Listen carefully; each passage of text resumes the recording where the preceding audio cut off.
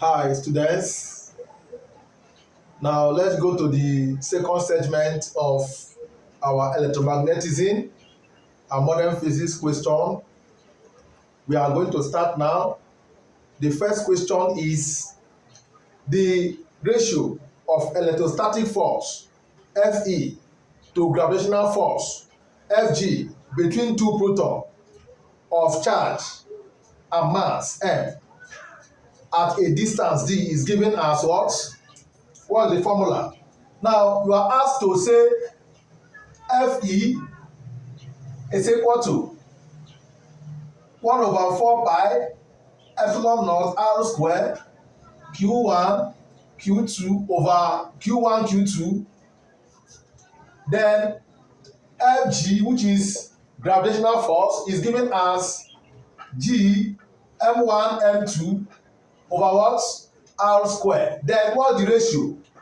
Fe over what? Fg should be equal to what? Q1 Q2 over what? 4 pi epsilon naught R square divided by what? Gm1 m2 over R square. Class, what should we do? I think we have to solve mathematically that Q1 Q2 over what? 4 pi epsilon naught R square times you invert R square over what? Gm1 m2. Then you cancel out. R square cancel R square. What remains? What remains is your answer, class. Fe over what? Fg is equal to what?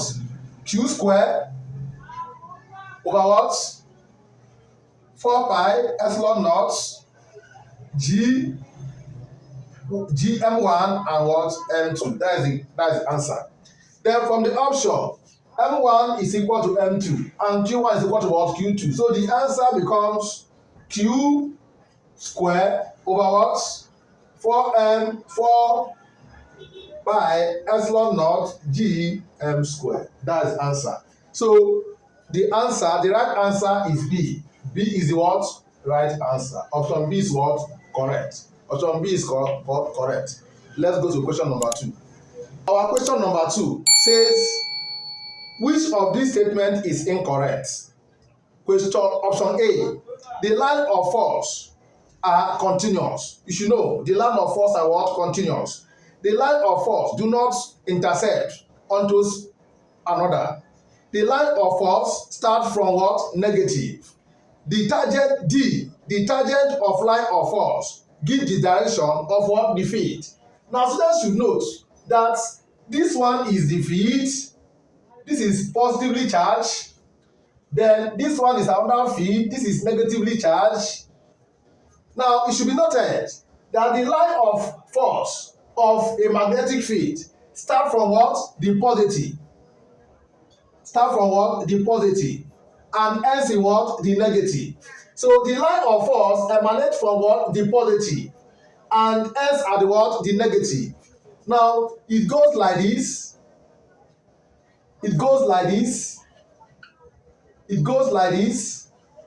So the line of force do not intercept in space. They do not intercept in what? Space. Now at this point, which is the neutral point, now the point here is where the positive and the negative is where the what? The force exists more. Is where the force exists what? More. So the option there is option C is correct because the line of force do not start from what? Negative, but start from what? Positive. Then you also note that the line of force are continuous and the line of force do not intercept. The tangent of the line of force give us the what? Direction of the what? Of the field. So option C is what? Correct.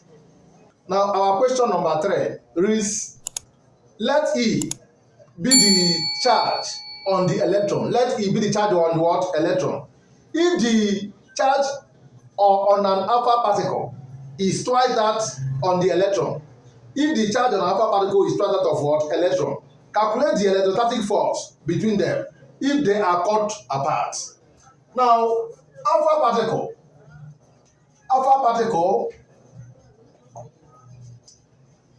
is given as 2E. Because the question reads, if the charge on the electron is twice that on the upper particle, is given as what? 2E. Then the charge, a charge of electron is what? Charge on Q, on what? Electron is E. Charge on upper particle, charge on what? Upper particle is what? 2E. Then when the force, when the rope are cut apart, what is the force that exists between them? You should know that force is equal to K, where K is 1/4 pi epsilon naught. K into times K Q1 Q2 over what? R square. Q1 is E, charge on electron, which is E, which is K dot E dot charge on upper particle, 2E over what? R square. So your F now become equal to, evaluate, E times E become times 2E square over what? R square. So the answer become 2K E square over what? R square. That is the answer. So for the option now, 2K E square over what? R square. So option B is what? Correct. Option B is what? Correct. Now question number 4. Question number 4 is an electron of charge of electron of charge 1.6 times 10 minus 19 coulomb, 1.6 times 10 minus 19 coulomb, and mass. This is Q. M is mass of electron is given as what?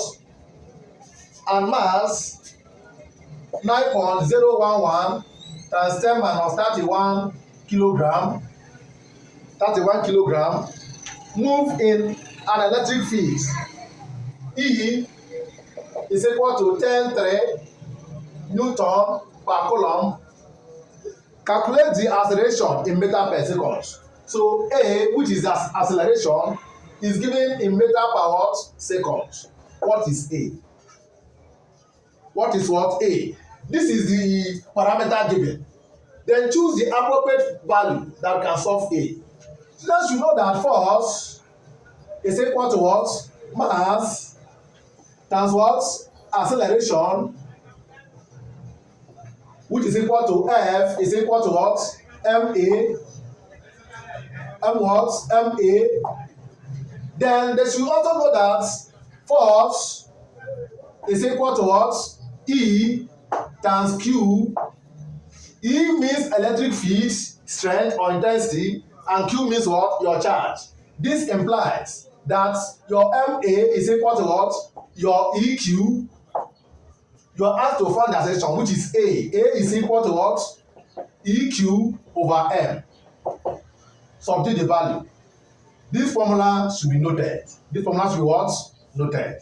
Now our A is equal to, A is equal to E 10.3 times Q 1.6 times 10 minus 13 coulomb divided by what? M 9.011 times 10 minus 31 kilogram. Our answer now, which is A, is what? Our answer should be what? 1.77, which is approximate to 1.8 times 10 raised to the power of what? 14 meter per second. So 1.8 times 10 to the power of what? 14 meter per what? Second. So option C is what? Correct. Option C is what? Correct. Now question number 5 reads, the region around a point in which an electric force can be experienced by a charged body is called A, electric flux, B, magnetic flux density, C, electric field, D, field point. It should be noted that electric field is the region around a point in which an electric force can be what? Experienced. The region in which electric force can be what? Experienced. It's called what? Electric what? Field. It's called electric what? Field. Just like the one I drew here before. The one I drew here before. How the fields, electric fields lines look like. So option C is what? Correct. Now question number 6 reads the electric flux through a flat rectangular surface of area 3 times 10 power of minus 2 meters square is 6.25 Newton meter square per second per coulomb. Calculate the magnitude of electric field at each point on the surface of the surface if it makes an angle of 60 degrees with the field. Now get the point. The flux, which is this, is equal to what? 6.25 Newton meter square per coulomb. Then the area A is equal to what? 3 times 10 minus 2 meters square. Then make an angle theta is equal to what? 60 degrees. Then find the electric field E. Electric field E is not given. So what you should do is this. What's the formula of this? Formula of this. We formula band this together. The flux. Electric flux, when it is subjected to an angle, this is flux is equal to EA. Electric flux is equal to EA cos theta. Cos theta. Now make E the subject. If you make E the subject, it becomes now that your E is equal to what? Your flux over what? A cos what? Theta. Then substitute the value of this E. You are going to have the flux, which is 6.25 Newton meter square per coulomb divided by what? What is your A? Our A given is 3 times 10 minus 2 meter square. Meter square times cos 60, which will give us what? Class, which will give us what? 416.16 Newton per coulomb. 416.6 Newton per what? Coulomb. So option D is what? Correct. Option D is what? Correct. Now let's proceed to our question number 7. Question number 7 is charging by induction is option A, charging 2 positive charges. Option B, touching 2 negative charges. Option C, charging a body without touching. Option D, charging 2 ions. Now in electrostatics, we have different charging process. We have different charging what? We have process. We have charging by friction. Charging by friction means charging by rubbing, where an ebonite rod we rub with silk or we rub with foam. Okay, where glass rod is rubbed with silk. So these are the two.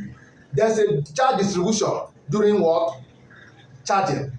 Now, charging by induction means bringing a charged body closer to the uncharged body. That is making it, there is what called what? Electron flowing from the charged to what? Uncharged. So on that note, charging by induction means charging without touching. Charging without what? Touching. Charging by touching, that is with touching, is called charging by what? Friction. So option C is what? Correct. Question number 8. They said electric field line are dash their equal potential surface.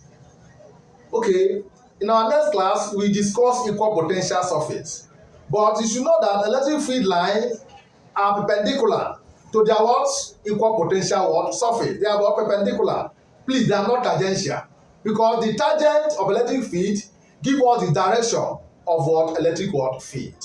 So electric field lines are perpendicular to their equal potential what surfaces. So option C is correct. Question number 9. Gauss law is mathematically defined by the expression surface integral En dx is equal to Q over epsilon. B, force is given as K Q1 Q2 over R squared. C, surface integral E, N is equal to EAFL over R squared. D, E is equal to summation of what? Alpha N minus IA. Now, Gauss law is trying to explain the surface integral of a closed container, which is known as what? Gaussian surfaces. Gaussian what? Surfaces. And he said that the surface integral phi is equivalent to what? The surface integral of what? E dot what? Dx. E dot what? Dx. Now, he's saying that your phi is equal to what? EA, because this one is closed surface. This 0 here on this integral sign is closed what? Surface. Then the surface is closed. EA is equal to what? Your what? Q over epsilon naught. This is a statement of what? Gauss law. Because this is the x. X means distance. And when you integrate distance, you get what? Area. So this is a statement of what? Gauss law. You should know that Gauss law is a modification of what? Modification of what? Coulomb's law. So option A is what? Correct. Which is the phenomenon that surface integral of Ex is equal to what? Q over epsilon naught. That is how it is written there. The two are correct. The two are what? Correct. Question reads, the sum of all the charges within the Gaussian surface is. It should be noted that the Gaussian surface is the surface used in Gauss law, and the surface is a conductor. So it's a conductor, and within a conductor, there is no current flow when it's under electrostatic condition. You should notice that under electrostatic condition, because when we talk of Gaussian surface holds when the process is what? Electrostatic. On that note, no current is flowing. No current is what? Flowing. Since no current is flowing, the resultant electric field inside the Gaussian surface is 0. You should note it. The resultant electric field inside the Gaussian surface is what? 0. Since the resultant electric field inside the Gaussian surface is 0, there is no charge. Which means that the net charge is 0. How? The net charge is 0. The resultant electric field is what? 0. No current flow to the what? Conductor. Because it is what? Electrostatics. So, is the sum of all the charges within the Gaussian surface is what? 0. Is 0. Also, the resultant charge is also what? 0. The current there is also what? 0. So option C is what? Correct.